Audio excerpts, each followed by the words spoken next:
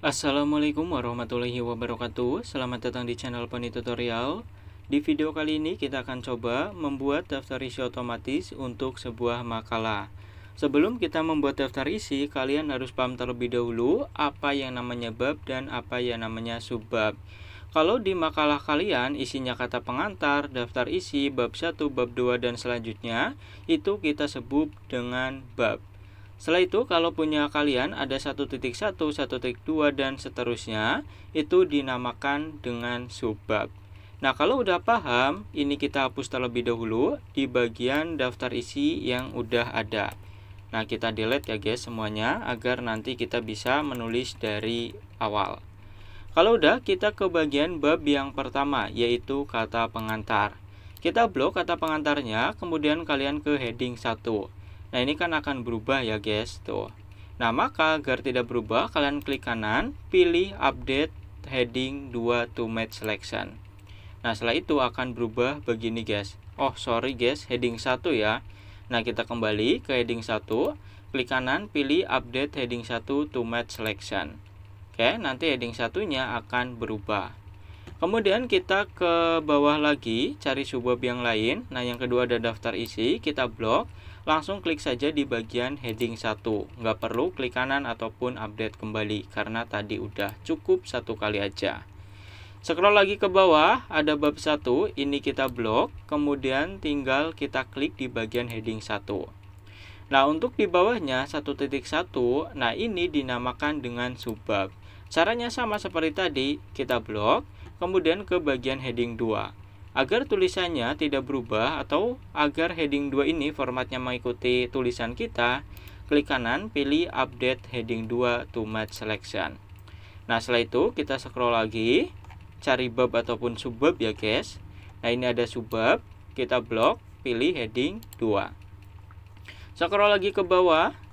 Nah, ini ada lagi subbab, kita blok, kita pilih heading 2.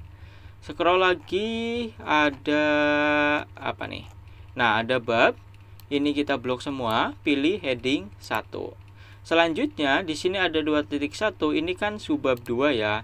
Kalian jangan blok kemudian pilih heading 2, jangan. Ini harus dibuat terpisah karena udah beda bab.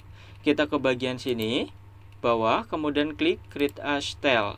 Kalian tuliskan subbab 2. Oke, kemudian pilih modify. Di sini kita ubah nih di bagian style based on, yang tadinya normal kita ubah menjadi heading 2. Karena ya ini heading 2 ya, cuma ada di subbab 2. Selanjutnya, coba kalian atur formatnya, tulisan, kemudian font, dan jangan lupa klik tebalnya juga kalau udah oke. Nah, jadi nanti di atas ini akan ada tulisan nih subbab 2. Scroll ke bawah lagi, kita cari, ini ada subbab 2, kita blok, klik subbab 2. Scroll lagi ke bawah, nah ini udah sampai ke bab 3, kita blok, pilih heading 1. Ingat ya, semua bab itu masuknya ke heading 1. Ini kayaknya spasinya terlalu dekat nih guys. Oke, selanjutnya kita ke bagian subbab 3, kita blok. Nah, kita buat lagi. Pokoknya kalau ada subbab lagi di setiap bab baru, maka kita harus create a style.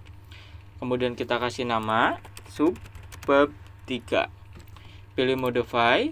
Kita ubah nih di bagian style based on menjadi heading 2.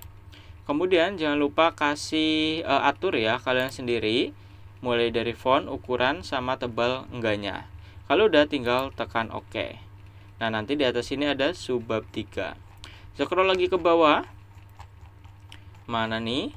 Nah, udah sampai ke bab 4 ternyata. Kita blok, pilih heading 1. Oke, ini kayaknya spasinya kurang deh. Nah, seharusnya ini spasinya 1,5 ya guys. Kalau spasinya salah, settingan dari sananya ya kalian bisa perbaiki. Kadang kan settingan awal sama pada saat kita ngerjakan itu beda guys. Oke, langsung ke subbab 4. Di sini kita blok, kemudian kita buat lagi create a style, kasih nama subbab 4.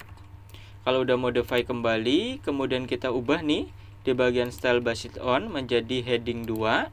Kemudian ini kita tebalkan, lalu kita OK. Nah, di bagian terakhir kita blok, kemudian pilih subbab 4. Nah, ini udah semua kayaknya, udah nggak ada lagi ya guys. Oh, ada nih daftar pustaka, sorry lupa, kita blok, kemudian klik heading 1. Kalau udah, tinggal kita scroll kembali ke atas ke bagian daftar isinya.